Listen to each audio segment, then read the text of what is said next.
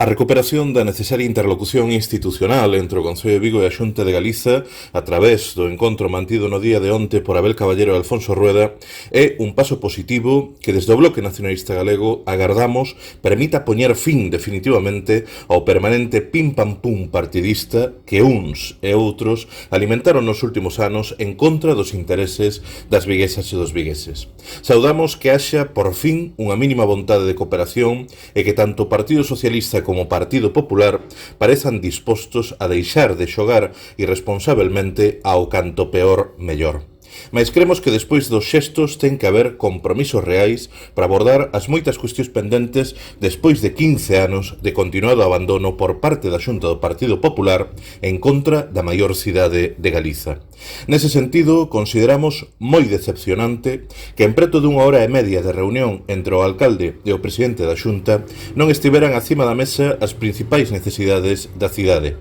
Nin unha soa palabra sobre a nefasta política sanitaria que ten colapsado os centros de saúde e o punto de atención continuada sen garantías de atención durante o verán, nin do imprescindível rescate da concesión privada do Hospital Álvaro Cunqueiro ou da absorción de Povisa na rede pública para poñermos fin á atención sanitaria de dúas velocidades. Nin unha soa palabra tampouco sobre a grave crise industrial que atravesa a nosa cidade na que se destruíron nos últimos 15 anos máis de 7.000 empregos e con sectores chave como a automoción ou o naval atravesando grandes dificultades. No ámbito social resulta moi chocante que non se abordase a necesidade de que a Xunta construa en Vigo residencias de maiores prometidas desde o ano 2009 e como mínimo poña en marcha 5 novas escolas infantís despois de que se veña de coñecer que 650 familias ficáronse en praza por falla de oferta pública. Nin palabra tampouco sobre a urxentísima reforma e ampliación do punto de encontro familiar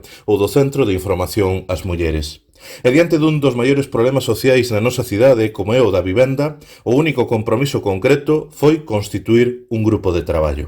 Abel Caballero non foi capaz nin de lograr que a Xunta dedique o 50% das 1.600 novas vivendas proxectadas no Plan Parcial de Navia a alugueiro. Tampouco se dixo nada, absolutamente nada, sobre unha cuestión tan importante como a implantación das gardas de 24 horas nos xulgados de Vigo, nin sobre a necesidade de conectar Peinador cunha liña de bus express como contan outros aeroportos galegos.